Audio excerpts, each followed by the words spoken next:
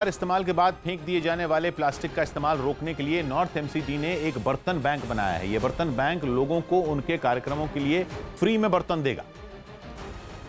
इसके लिए इस बर्तन बैंक में बड़ी तादाद में स्टील के बर्तनों को रखा गया है। इलाके में किसी तरह का धार्मिक या निजी आयोजन करने वाले लोग इस बर्तन बैंक से बिना कोई फीस चुकाए अपनी जरूरत के मुताबिक बर्तन ले सकेंगे।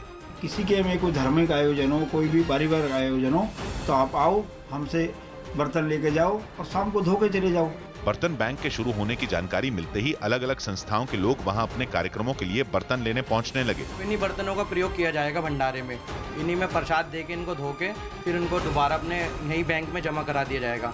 नॉर्थ एमसीडी की इस योजना की लोगों ने तारीफ की और प्लास्टिक के बर्तनों का इस्तेमाल नहीं करने का वादा किया। अष्टमी का भंडारा होना है, रामनवमी आ रही है, तो ये सबसे बढ़िया ऑप्शन है। फिलहाल ये बर्तन बैंक सदर बाजार इलाके में शुरू किया गया है। हालांकि नॉर्थ एमसीडी की अपने हर वार्ड में ऐसे 2 बर्तन बैंक बनाने की योजना है। तमाम जो पार्षद हैं उनको यहाँ पर चिट्ठियाँ लिखी गई हैं। एमसीडी की तरफ से कहा गया है कि इसी तरीके के बर्तन बैंक वो भी अपने इलाकों में खोलें और शुरुआत के लिए एक वार्ड में कम से कम 2 ऐसे बर्तन बैंक हो, इसकी कोशिश की जा रही है। प्लास्टिक के बर्तनों का इस्तेमाल रोकने के लिए नॉर्थ एमसीडी ने लोगों से भी साथ आने की अपील की। झारखंड के सरायकेला में तबरेज अंसारी के मॉब लिंचिंग केस में पुलिस ने फिर से एक और चार्जशीट दाखिल की है। इस चार्जशीट में सभी 11 आरोपियों पर धारा 302 के तहत हत्या का आरोप फिर से लगाया गया है।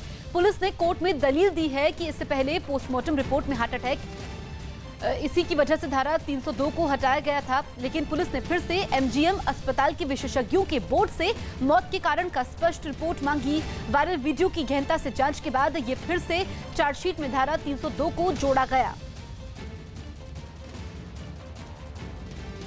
मुंबई में शिवसेना अध्यक्ष उद्धव ठाकरे ने सावरकर की तारीफ करते हुए कहा कि अगर वो देश के पहले प्रधानमंत्री बने होते तो पाकिस्तान बनता ही नहीं।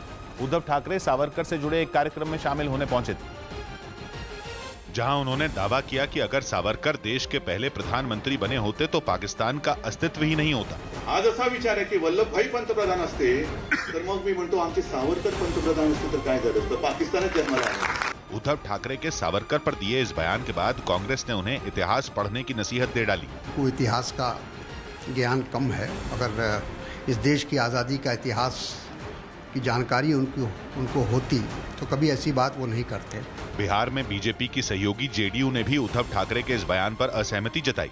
हम उनकी अवधारणा से, उनके निष्कर्ष से सहमत नहीं हैं। वहीं बीजेपी ने दबी जबान में उद्धव ठाकरे के बयान का समर्थन किया। जब देश आज़ाद हुआ उस वक्त अगर थोड़ी सी और संघर्ष करने की क्षमता होती तो पाकिस्तान बनता ही नहीं। यूपी के बरेली में एक मंदिर की जमीन पर विवाद में लोगों ने एक पुजारी के घरवालों के साथ मारपीट की।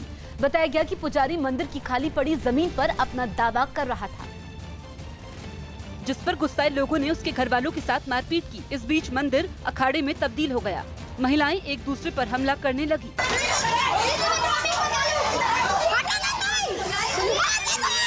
पुजारी के घरवालों के साथ मारपीट करने के बाद लोग वहां से निकल गए।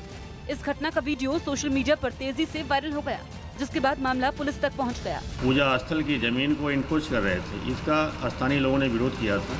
इसी बात को लेकर मारपीट हुई थी। जिन लोगों ने मारपीट की थी उनकी गिरफ्तारी की जा चुकी है। इस मारपीट के बाद पूरे इलाके में तनाव का माहौल बन गया।